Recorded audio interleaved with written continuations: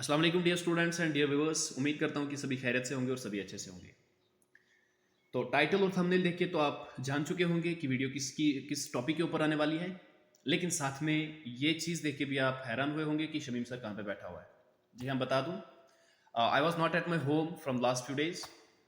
तो रेंट के रूम पे हूँ, किसी चीज़ की प्रिपरेशन चल रही थी, इसलिए मुझे टाइम नहीं मिला कि मैं आपके लिए वीडियोज़ बना सकूँ और अपलोड कर सकूँ। तो कई सारी मैसेज, कई सारी फ़ोन कॉल्स आ रहे थे कि सर 5th सेमेस्टर इंग्लिश की एक्सप्लेनेशन करो पोएम द रिवर की। तो मैंने बेहतर समझा कि आज मैं उसकी एक्सप्लेनेशन करके अपलोड कर देता हूँ ताकि आप लोग भी वो पढ़ लो। लेकिन वीडियो को स्टार्ट करने से पहले मैं आपको बता दूं, कई सारी कमेंट्स ये भी थी कि सर इसके पीडीएफ सेंड करो, नोट सेंड करो, वो सेंड करो, ये सेंड करो, गैसेस दो। आपको किसी भी चीज़ की, किसी क्वेश्चन की ज़रूरत नहीं है। हाँ, टेक्सचुअल क्वेश्चंस मैं बाद में अपलोड कर दूंगा। बाकी जो एडिशनल क्वेश्चंस हैं, कितने सारे एडिशनल क्वेश्चंस निकलेंगे, बहुत सारे निकलेंगे। वो सारे के सारे आप खुद कर पाओगे जब आप पोएम को या स्टोरी को या जो भी लेसन होगा उसको अच्छे से पढ़ोगे, उसको अच्छे से समझोगे। तो आप क्या करते हो, आप वीडियो के ऊपर आते हो, 5 मिनट की वीडियो देखी, उससे कि आपको तो कुछ मिलने वाला नहीं है, उसमें से सारे क्वेश्चंस आपके कवर नहीं होने वाले। आपको वीडियो के ऊपर स्ट्रक रहना, पूरा चिपक के रहना, पूरा देखना जब तक आपका पूरा कंसेप्ट मिल ना जाए, ताकि आप क्वेश्चन सारे आप मतलब कर सको। ठीक है, वीडियो को पूरा देखा करो। जहां पे लगे कि हाँ भाई हम इसकी एक्सप्लेनेशन खुद कर सकते हैं, समझ सकते हैं, वहां पे आप स्किप कर सकते हैं, कोई मसला नहीं है। लेकिन क्लियर पूरा देखा करो ताकि आपका जो कंसेप्ट है वो क्लियर हो जाए। और फिर आपको किसी टीचर को या किसी शॉप पे जाने की ज़रूरत नहीं है नोट्स लाने की या फिर गैसेस लेने की। तो बहरहाल ये आप अच्छी तरह से समझ सकते हैं।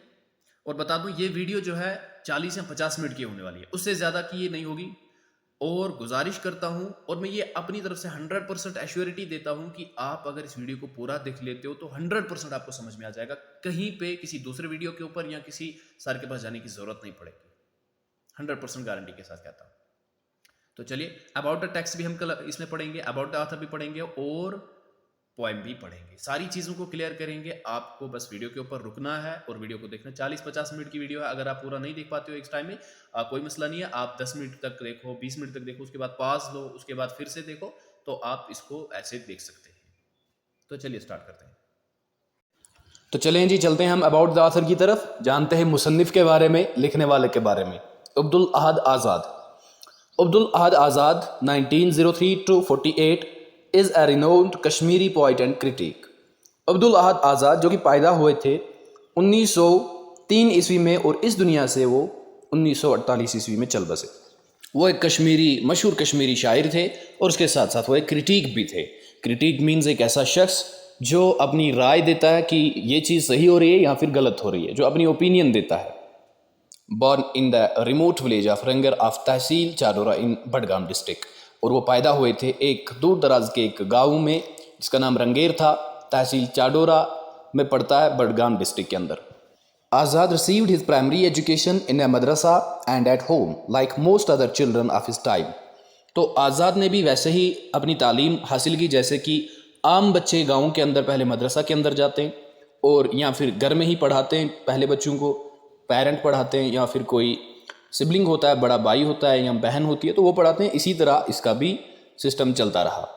His father Sultan Dar taught him Persian and Arabic and also introduced him to Islamic mystical philosophy. उसका वालिद जिसका नाम था सुल्तान डार, उसने आज़ाद साहब को फ़ारसी और अरबिक सिखाई, अरबिक और फ़ारसी पढ़ाई और इस्लामिक मिस्टिकल फ़िलासफ़ी भी सिखाई, मतलब कि सूफियाना फ़लसफ़ा भी सिखाया। Azad joined the Dogra administration as a primary teacher in a nearby village school but was later transferred to Tral primary school. और उसके बाद डोगरा एडमिनिस्ट्रेशन के दौरान आज़ाद साहब ने एक प्राइमरी टीचर की हैसियत इख्तियार कर ली।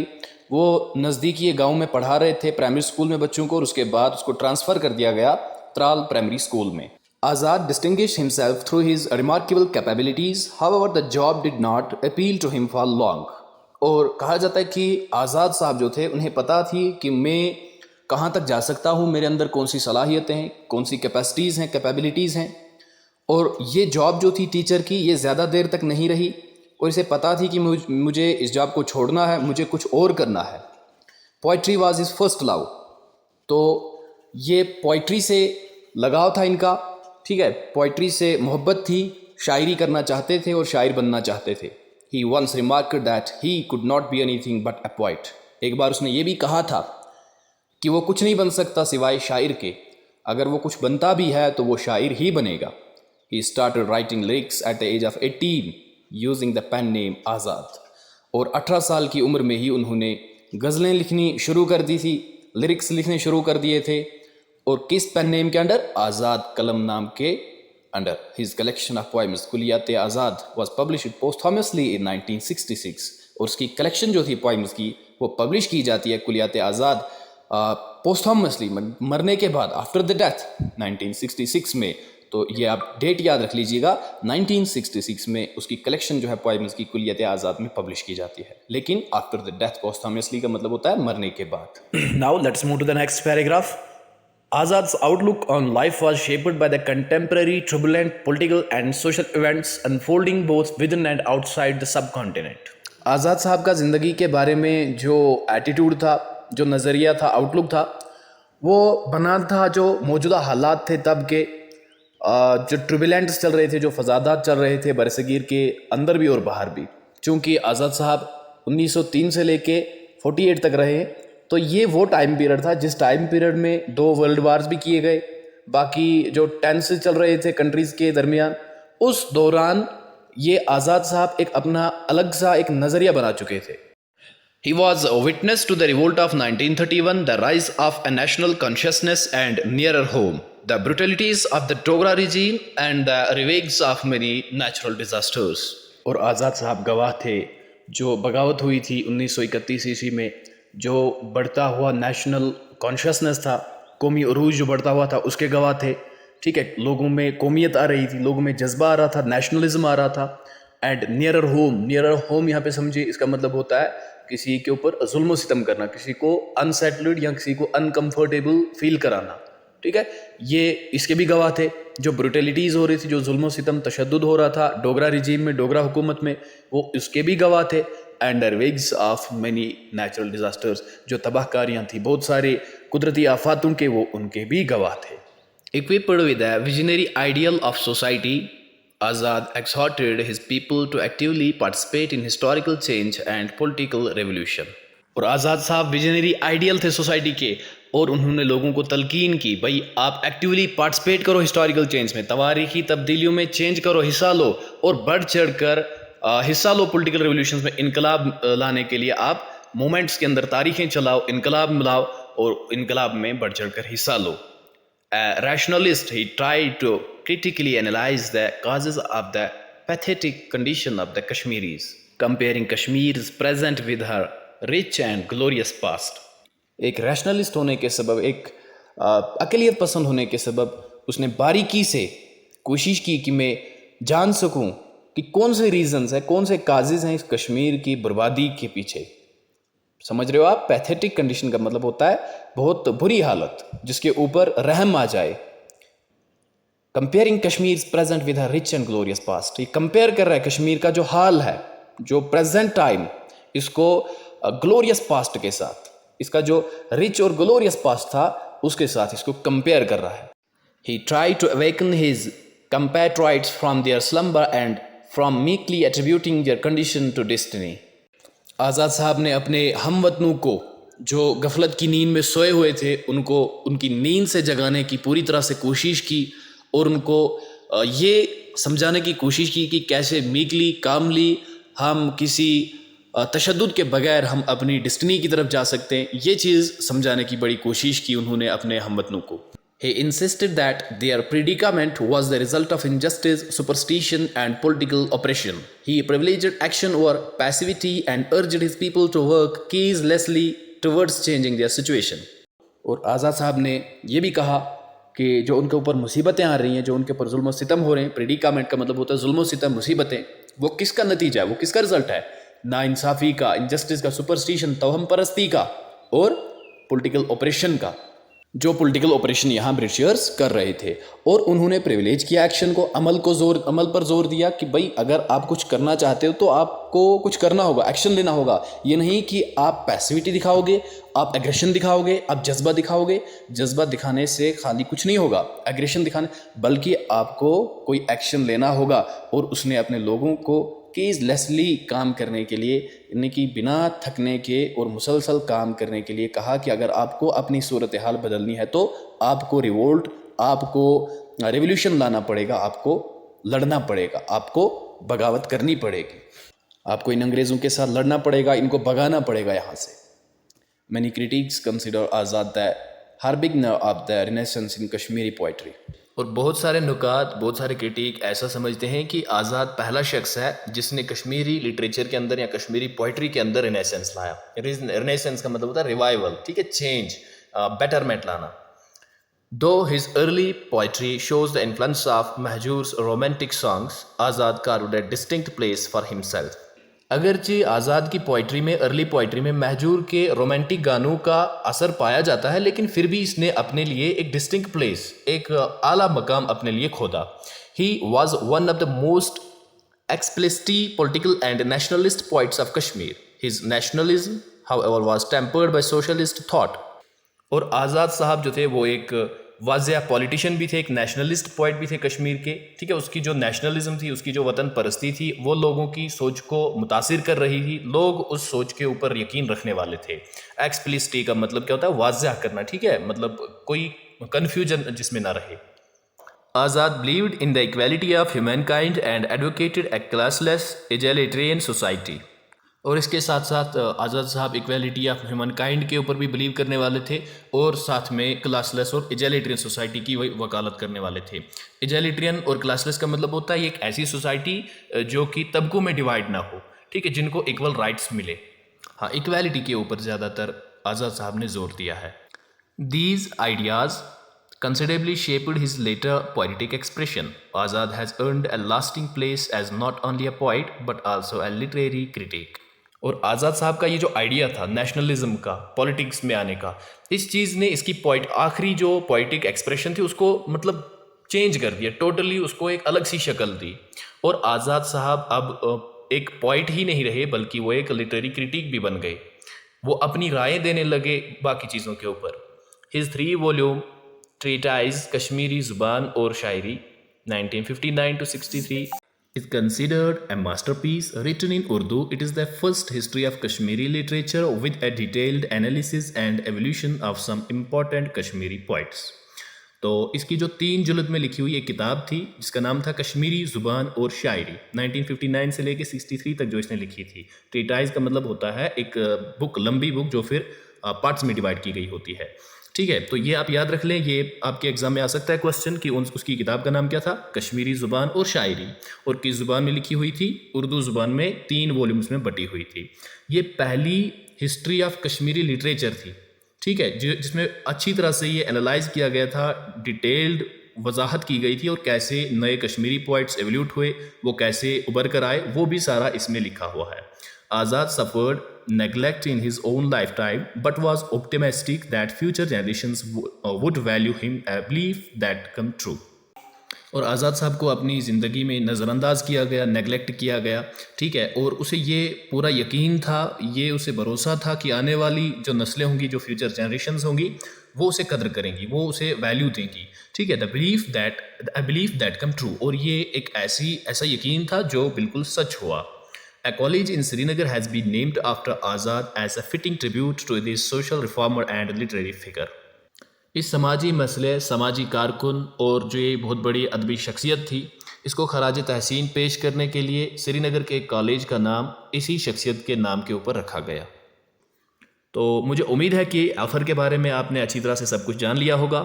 तो अगर आप थक चुके हैं तो आप ब्रेक ले सकते हैं, कल भी वीडियो देख सकते हैं, लेकिन वीडियो को कंटिन्यू करना है, वीडियो सारी देखनी है ताकि आपका ये चैप्टर जो है पूरा कंप्लीट हो जाए। इसी वीडियो के अंदर मैं सारा कंप्लीट करने वाला हूँ। तो अब हम अबाउट द टेक्स्ट पढ़ने वाले हैं। टेक्स्ट किस चीज़ के बारे में है? ये जो पोइट्री आज़ाद साहब की किस चीज़ के बारे में है? पहले हम इसको थोड़ा सा डिटेल में पढ़ लेते हैं, उसके बाद हम पोइट्री पे डायरेक्ट जाएंगे। The river Dariyao is considered one of the most important poems of Azad. जो ये दरियाव रिवर है, ये एक इम्पॉर्टेंट पोइम मानी जाती है आज़ाद साहब की. It stands apart from the major corpus of Kashmiri poems whose themes were either romantic love or mystical experience. और ये नज़म जो थी ये कश्मीरी नज़मों के बड़े मजमूए से अलग है, जिसके मौज़ूआत या तो रोमांटिक मोहब्बत या फिर सूफियाना तजुर्बे थे. Imbued with a deep social commitment, the poem verbalizes Azad's philosophy of action and caseless striving. और आज़ाद की ये पोइट्री जो है द रिवर, ये इसमें एक डीप सोशल कमिटमेंट है, इसमें गहरी फीलिंग है. इम्ब्यूड का मतलब ये होता है गहरी feeling, strong commitment, strong opinions हैं, ठीक है. और ये पोइम जो है ये वर्बलाइज कर रही है कि आज़ाद की फिलॉसफी ऑफ एक्शन क्या था और उसकी कीजलेस स्ट्राइविंग, उसकी जदोजहद कितनी थी. क्योंकि हमने पहले अबाउट द आथर में देखा कि उसने लोगों से ये तनकीद की थी कि भाई आप निकलो, आप एक्शन लो, आप काम करो, तब जाके आप रेवोल्यूशन ला सकते हो. अगर आप ऐसे ही घर बैठ के सोचते रहे तो रेवोल्यूशन नहीं आ सकता है. The poet uses the river as his mouthpiece to emphasize his ideal of equality and announce his mission of demolishing human-made artificial distinctions. शायर अपने मसावात के नज़रिए पर ज़ोर देने के लिए दरिया को अपने मुंह बोले के तौर पर इस्तेमाल करता है, यानी कि अपने मुंह के बदले इस्तेमाल करता है. और वो ये एम्फेसाइज करना चाहता है कि कैसे आइडियल ऑफ इक्वालिटी अनाउंस हो सके और ये अनाउंस हो सके कि mission of demolishing human made artificial distinctions, जो इंसान ने खुद डिस्टिंक्शंस बनाई हैं, जो खुद भेदभाव, जो ये फ़र्क बनाई है, वो कैसे डिमोलिश कर सके, वो ये इस रिवर के ज़रिए से समझाना चाहता है. The river becomes the narrator and the voice of the poet. और अब ये दरिया जो है ये रावी बन जाता है, ये शायर बन जाता है, नरेटर बन जाता है और नरेटर की आवाज़ भी बन जाता है. नरेटर जो कहना चाहता है वो अब ये दरिया समझा रहा है. It assumes a vivid personality and spells out its likes and dislikes, its preferences and desires. और दरिया एक शख्सियत इख्तियार कर लेता है और ये अपनी लाइक्स और डिसलाइक्स बताता है कि जिस चीज़ को ये पसंद करता है, किस चीज़ को ये डिसलाइक करता है, नापसंद करता है, इसकी प्रेफरेंसेस क्या है, किस चीज़ को ये प्रेफरेंस देता है और इसकी डिज़ायर्स, ख्वाहिशातें क्या है, ये अब ये दरिया बता रहा है. It begins by expressing its hatred for inertia और inaction and takes joy in continual movement and motion. और ये स्टार्ट होती है, बिगिन होती है इनर्शिया या इनएक्शन से, नफ़रत का इजहार करके. इनर्शिया या इनएक्शन का मतलब होता है enable to do, enable to change, या हम कह सकते हैं डूइंग नथिंग, मतलब जिसको किसी काम में करने की कोई क्षमता ना हो, कुछ करने के लायक ना हो. और ये अपनी इस मोशन में खुशी महसूस करती है, जॉय महसूस करती है, क्योंकि दरिया का काम जो होता है वो चलना होता है, ये कभी स्टॉप नहीं होता है, ये कभी इनर्शिया में या हम कह सकते हैं कभी इनएक्शन में नहीं आता है, बल्कि हमेशा एक्शन में रहता है. It is always restless and in search of new paths and destinations.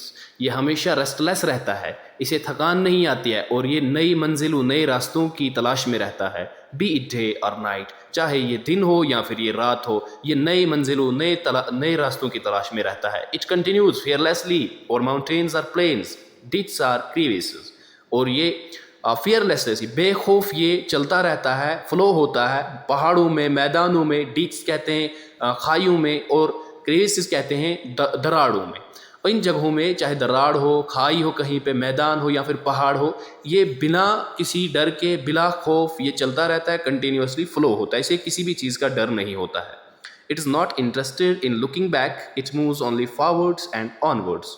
और इसे पीछे मुड़कर देखने की कोई दिलचस्पी नहीं है. ये नहीं देखता कि मैं कहाँ से गुजर कर आया, मैंने कितनी स्ट्रगल की यहाँ तक पहुँचने के लिए, बल्कि इसे मज़ा आता है सिर्फ़ और सिर्फ आगे चलने में और सिर्फ आगे ही चलने में.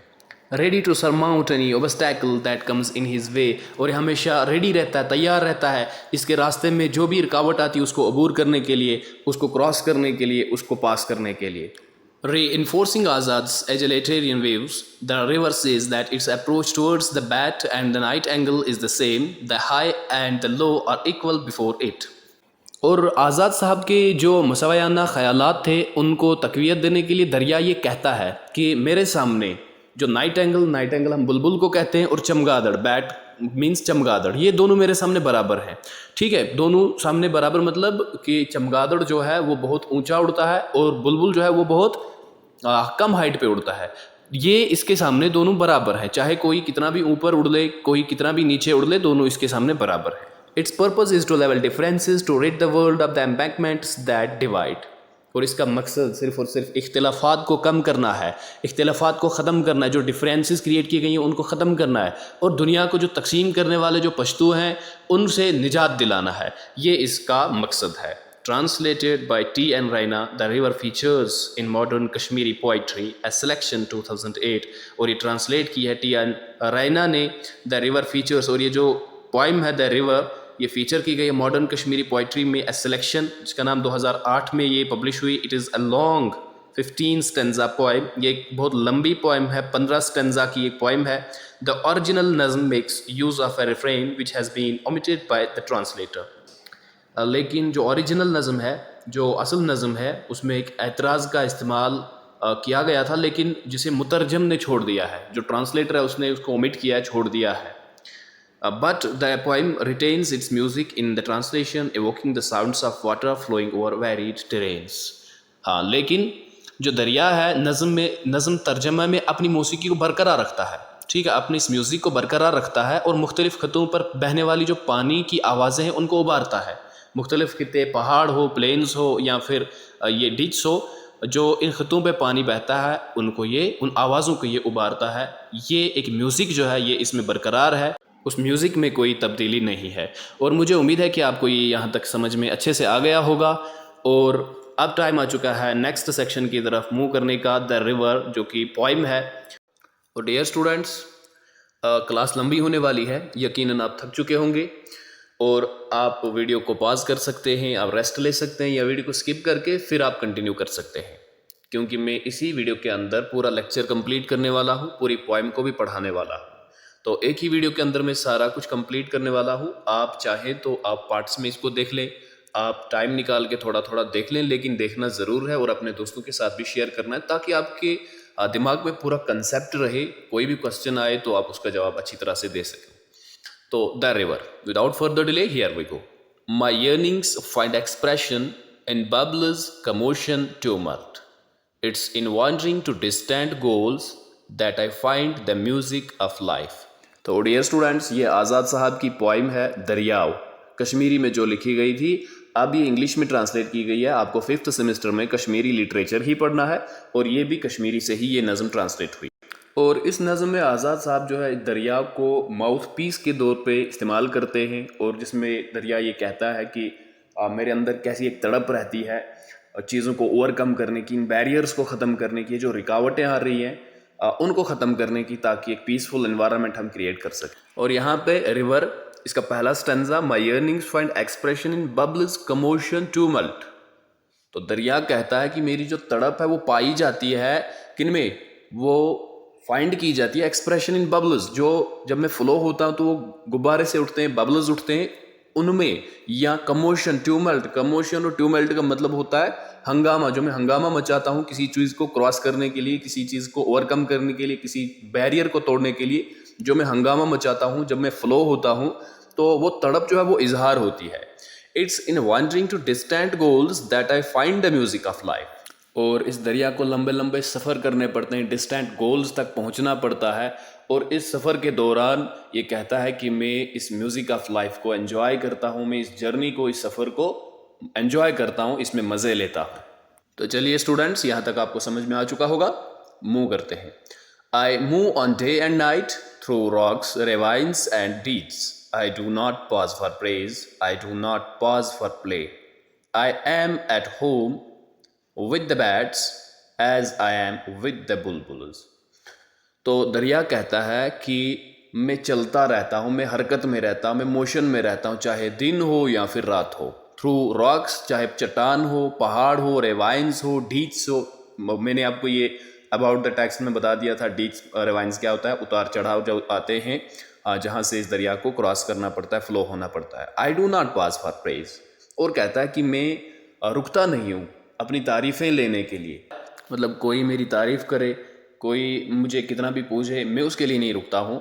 या आई do not pause for play, या मैं खेलने के लिए, अपनी इन्जॉयमेंट के लिए, एक्साइटमेंट के लिए मैं रुकता नहीं हूँ. I am at home with the bats as I am with the bulbuls. मैं घर पे बिल्कुल बैट्स के साथ भी वैसा ही होता हूँ जैसे बुलबुल्स के साथ रहता हूँ. मतलब बुलबुल और बैट, ये मैं आपको थोड़ा सा बता चुका हूँ अबाउट द टेक्स्ट में. बुलबुल और बैट ये एक जानवर है, एक चमगादड़ जिसको कहा जाता है. और बैट, बुलबुल तो आप जानते हो, नाइटिंगेल, बुलबुल. तो बुलबुल एक छोटा जानवर है और बैट जो है एक बहुत बड़ा जानवर है. तो ये कहता है कि मेरे सामने ये दोनों बराबर है. Both are same to me. Flattery cannot tickle me, nor disparagement make me falter. A purpose brought me here, and I live to see it through. I am not fettered as men are by the fear of disapprobation. तो देखिए दरिया कहता है कि flattery मुझे tackle नहीं कर सकती। फ्लैटरी कहते हैं हौसला अफजाई को, यहाँ मतलब इज़्ज़त अफजाई, किसी की तारीफ़ करना। कहता है कि वो मुझे कुछ नहीं कर सकती, हाँ मैं उसके जाल में नहीं फंसने वाला। नॉर डिस्पैरेंजमेंट मेक मी फाल्टर, और ना ही डिस्पैरेंजमेंट, डिस्पैरेंजमेंट का मतलब होता है बेइज्जती करना, किसी के ऊपर ताना कसना, चाहे मेरी कोई इज्जत करे या फिर मेरी कोई बेइज्जती करे, मुझे गालियां दे या फिर मेरी कोई प्रेज करे, मेरे ऊपर कोई उसका फर्क नहीं पड़ने वाला है, ना ही मैं उस जाल में फंसने वाला हूँ। A purpose bot me here, और कहते हैं कि एक मकसद के लिए मुझे यहाँ लाया गया है, and I live to see it through. कहता है कि मैं उसी मकसद को देखने के लिए जी रहा हूँ, मैं फ्लो हो रहा हूँ इसलिए कि मैं ये देखना चाहता हूँ कि मैं किस मकसद के लिए यहाँ पे लाया गया हूँ। I am not fettered as man are by the fear of disapprobation. तो कहता है कि मैं फैटर्ड नहीं हूँ। फैटर्ड का मतलब होता है डरावना, जो डर जाए किसी चीज़ को देखकर, जैसे कि इंसान है। यहाँ पे ये भी कहता है कि एज मैन आर, जैसे कि ये मर्द लोग हैं, किसी मंजिल तक पहुंचने के लिए वो जब कोशिश करते हैं तो पहुंच नहीं पाते, फिर डर जाते हैं, कहते हैं कि हम नहीं कर पाते, हम नहीं कर पाएंगे, तो वो छोड़ देते हैं।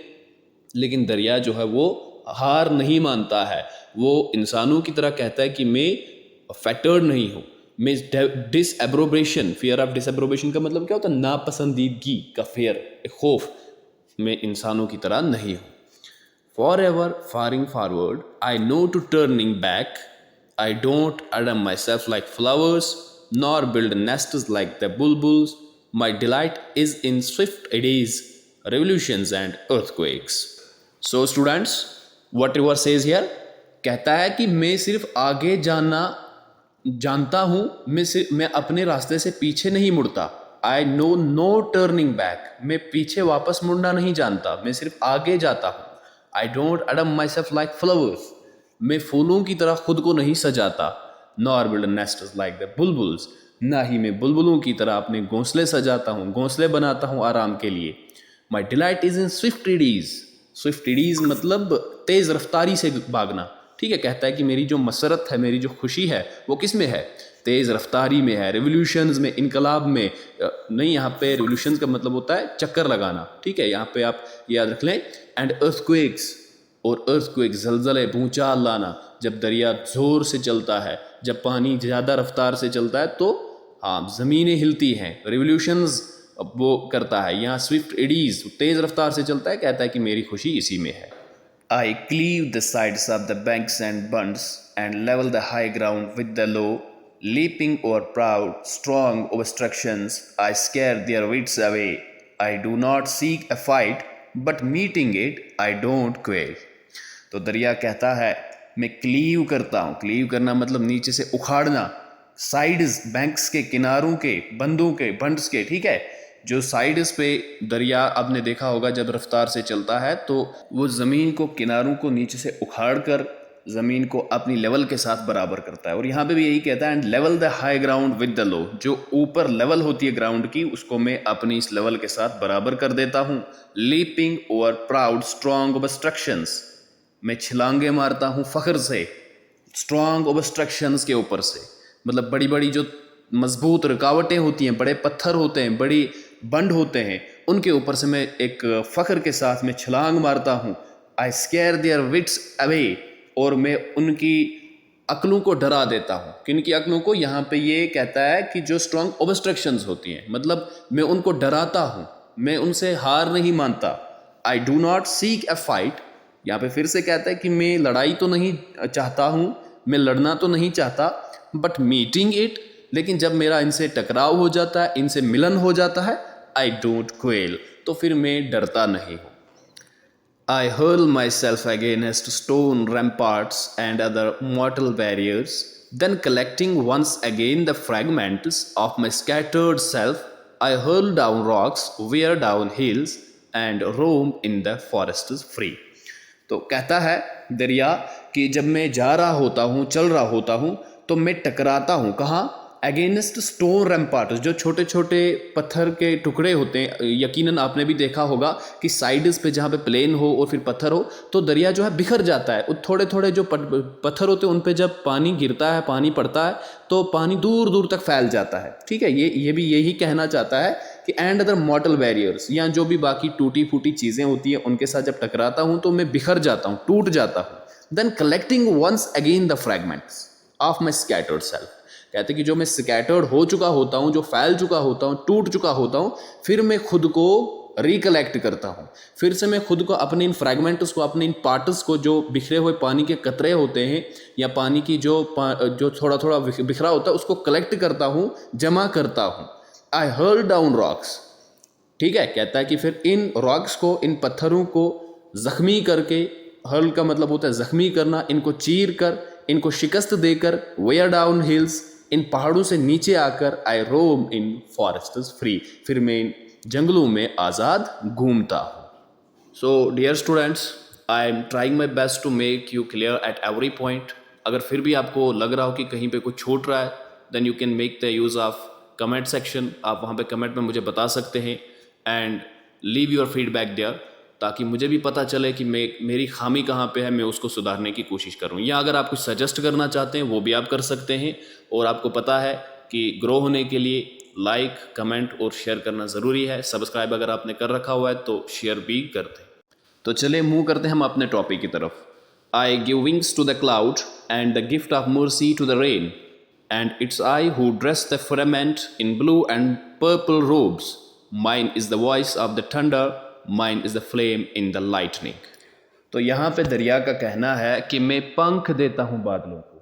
ठीक है, बादल उड़ते हैं नीचे, आपको पता है इवोपरेशन होती है, समंदरों से ही ज़्यादा पानी ऊपर जाता है, क्लाउड्स बनते हैं। ठीक है, तो कहता है कि मैं पंख देता हूँ इन बादलों को, and the gift of mercy to the rain, और बारिश बरसने का एक तोहफा ये भी मैं ही उन्हें देता हूँ। And it's I who dress the firmament in blue and purple robes, और ये जो आसमान में आप कलर्स देख रहे हो, पर्पल होता है, कभी कभी ब्लू कलर आ जाता है, तो इनको ड्रेस कौन करता है?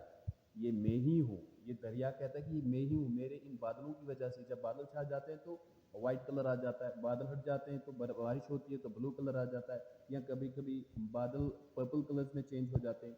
Mine is the voice of thunder, mine the flame in the lightning, कहता है कि ये जो आवाज़ है, थंडर स्टॉर्मिंग जब होती है, जब गरजता है बारिश होने के बाद या बारिश होने से पहले, वो आवाज़ भी मेरी है।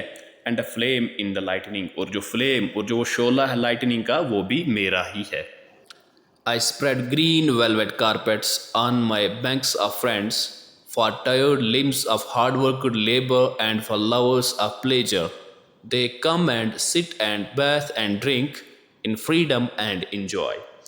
तो दरिया कहता है कि मैं एक ग्रीन, एक सब्ज़ वेलवेट कारपेट बिछाता हूँ अपने किनारों के ऊपर। जैसे कि आपने देखा होगा, सब दरिया के साइड में जो थोड़ी सी ज़मीन होती है वो कितनी सरसब्ज़ होती है, वहाँ पे बैठने का मन करता है। ठीक है, कहता है कि मैं एक चादर बिछा के रखता हूँ अपने दोस्तों के लिए, जो मुझसे प्यार करने वाले होते हैं, मेरे इस साइट पे आके मुझे देखने वाले होते हैं।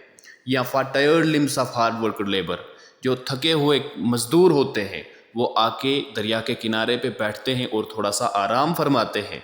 And for lovers of pleasure, और मैंने ये मखमल जो है, ये कारपेट जो है बिछाया हुआ है अपने लवर्स के लिए। जो लवर्स है प्लेजर के, मतलब जो कहीं पे एक्सकर्शन जाते हैं, पिकनिक जाते हैं, ट्रैकिंग पे जाते हैं, तो अक्सर वो रहना कहाँ पे पसंद करते हैं? जहाँ पे पानी हो। They come and sit and bath and drink, वो आते हैं, पास बैठते हैं, नहाते हैं और खुशी से वो पानी पीते भी हैं मेरे इस दरिया का, इन फ्रीडम एंड इन जॉय, आज़ादी से और खुशी से। यहाँ तक आपको समझ में आ चुका हो। Let us move to the next page. But I do not wait on anyone, Hindus, Muslims, men of wealth, rajas, nawabs, come and rest, seeking balm for beauty's spirits.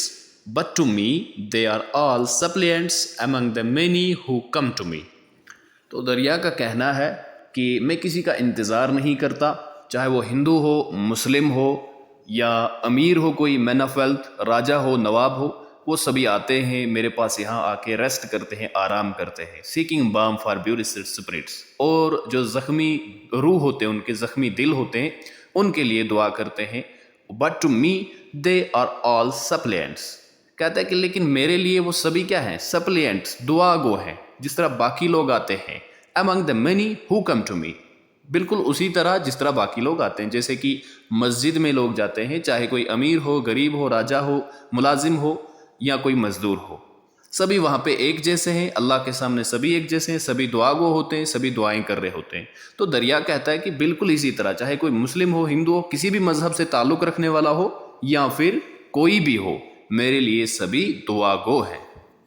I shall not rest till the world is rid of the embankments that divide, O ditch and hollow that deform its smooth and lovely face. This passion, like a consuming fire, burns me even though I am water. तो पानी कहता है, दरिया कहता है कि मैं तब तक आराम नहीं करूँगा, मैं तब तक रेस्ट नहीं करूँगा जब तक दुनिया जो है गेट रिड ना हो जाए एम्बैंकमेंट से, जो डिवाइड कर रहे हैं। मतलब ये जो डिवीजन्स क्रिएट किए गए हैं, जो एम्बैंकमेंट्स बनाए गए हैं, किनारे बनाए गए हैं, या हम कह सकते हैं बॉर्डर्स बनाए गए हैं, जब तक दुनिया इनसे छुटकारा ना पा ले, मतलब दुश्मनी ख़त्म ना कर ले, आप ऐसे समझ लें, ठीक है।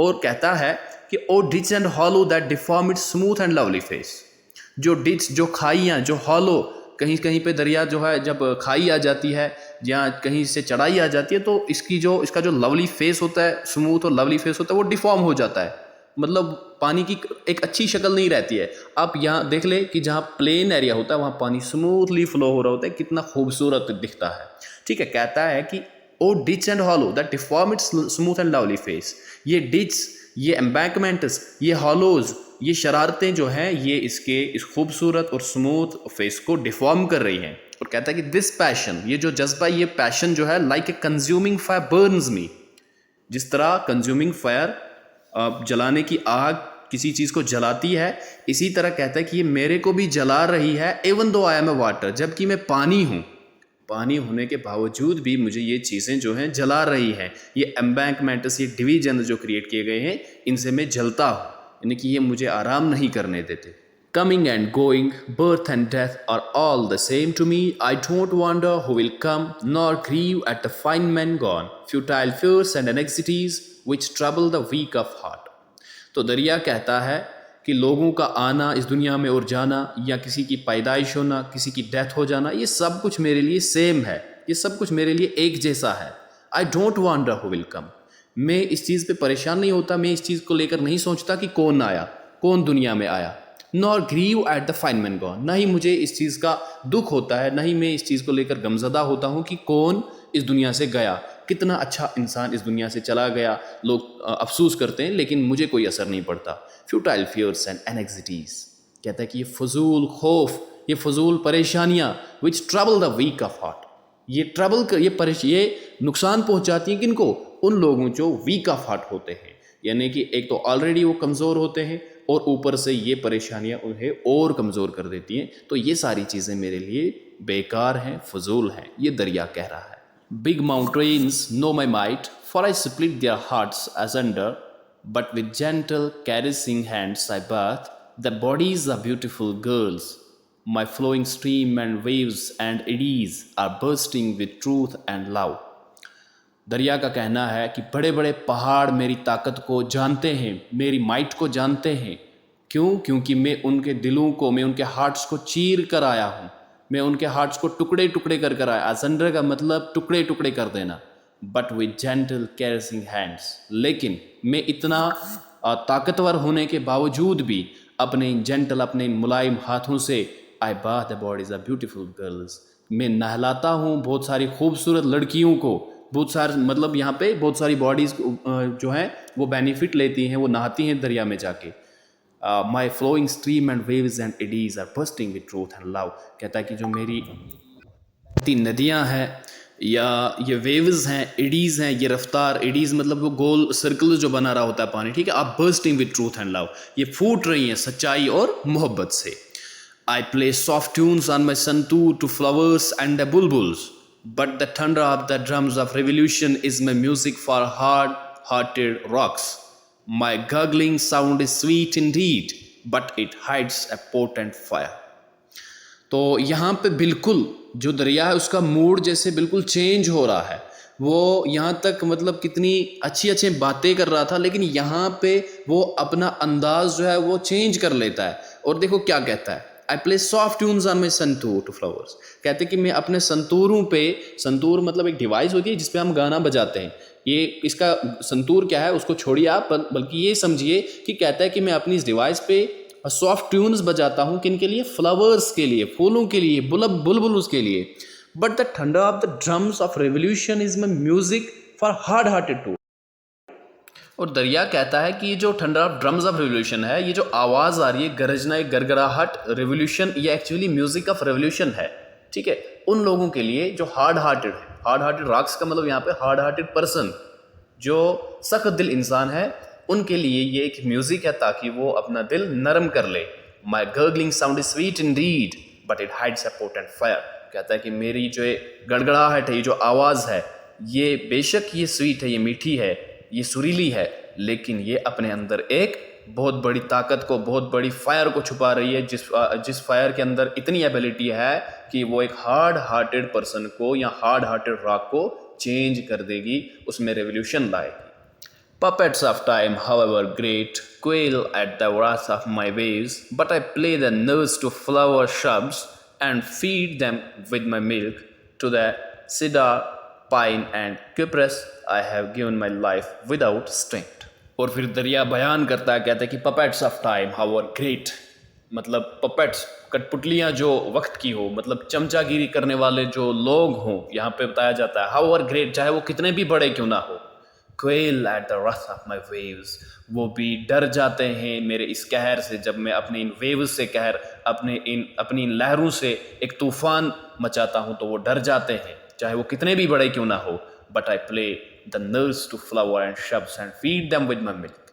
तो at the same time देखिए क्या कहता है कि but I play the nurse to flower, कहता है कि मैं तूफान होने के साथ साथ, मैं डरावना होने के साथ साथ मैं एक काइंड भी हूँ, मतलब मैं रहमदिल भी हूँ। मैं इन फ्लावर्स, ये जो श्रब्स, छोटी छोटी झाड़ियाँ, छोटे छोटे नाजुक पौधे हैं, उनको मैं क्या करता हूँ, फीड करता हूँ, उनको मैं खिलाता हूँ, पिलाता हूँ। दूध पिलाने का मतलब ये पानी उन्हें ये देता है, फराहम करता है ताकि वो ग्रो हो सके। नर्स टू फ्लावर का मतलब होता है उनको प्रोटेक्ट कर सके, उनको केयर कर सके, जैसे नर्स पेशेंट का केयर करती है। To the cedar, pine and cupressus I had given my life without stint. कहता है कि ये जो जंगली पेड़ हैं, सिडार, पाइन, क्यूप्रस, ये पेड़ जो अक्सर जंगलों में पाए जाते हैं, कहता है कि मैंने अपनी सारी ज़िंदगी वक्फ कर दी इनके लिए बगैर किसी मतलब के। विदाउट स्टिंट मतलब कुछ लेने के बाद। ये पानी फराहम करता है दरिया इन्हें, लेकिन ये कुछ उनसे लेता नहीं है। ठीक है, आई had given my life without stint, मैंने इन पेड़ों को, फ्लावर्स को, श्रब्स को अपनी ज़िंदगी वक्फ कर दी बगैर किसी लालच के। I love to be gentle, I love to play in the midst of loveliness, I carry drink to the thirsty iris in gracefully moving streams. I love to be gentle, कहता है कि मुझे gentle रहना पसंद है। I love to play in the midst of loveliness, और मैं प्यार करना चाहता हूँ, खेलना चाहता हूँ midst of loveliness, वहाँ पे जहाँ पे प्यार बंटता हो। ठीक है, हर कोई इंसान जो नरम मिजाज होता है वो वहीं पे जाना चाहता है जहाँ पे प्यार बढ़ता हो। और दरिया भी कहता है कि मैं भी पसंद करता हूँ लवलीनेस के बीच लव दिखाने के लिए। I carry drink to the thirsty iris in gracefully moving streams. यहाँ पर आइरिस का मतलब है एक किस्म का ये फूल है। कहता है कि मैं पसंद करता हूँ, मैं पानी लेकर जाता हूँ। जो थर्स्टी आइरिस होता है एक ऐसा पौधा, ये अक्सर इसको पानी की ज़रूरत रहती है। कहते हैं कि ग्रेसफुली मूविंग स्ट्रीम्स, जो एक अच्छे अंदाज में नदियाँ फ्लो हो रही होती हैं, चल रही होती हैं, उस नदी के ज़रिए मैं इस आइरिस तक पानी पहुँचाता हूँ। And I stopped to obtain the image of the lotus in bloom in the lake. तो आपने देखा होगा इसमें डल में कि क्या होता है, पानी रुका हुआ होता है, और पानी रुकने से क्या होता है, जो उसके ऊपर ऑब्जेक्ट होता है उसकी इमेज बनती है। कितना खूबसूरत एक मोमेंट वहाँ पे बनता है।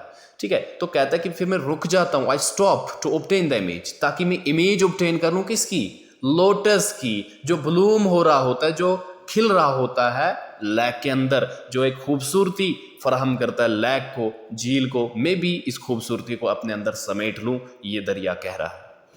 So dear students, it was all about the poem the river written by Azad sahab. तो मुझे उम्मीद है कि आपको हर कोई पॉइंट अच्छे से समझ में आया हो। तो देखने के लिए शुक्रिया। आप चैनल को सब्सक्राइब कर लें, अगर कर रखा हुआ है तो दूसरों को भी इस्तेफादा पहुँचाए, उन तक ये पहुँचा दे ताकि वो भी लाइक शेयर करें और ताकि मुझे भी थोड़ा सपोर्ट मिले।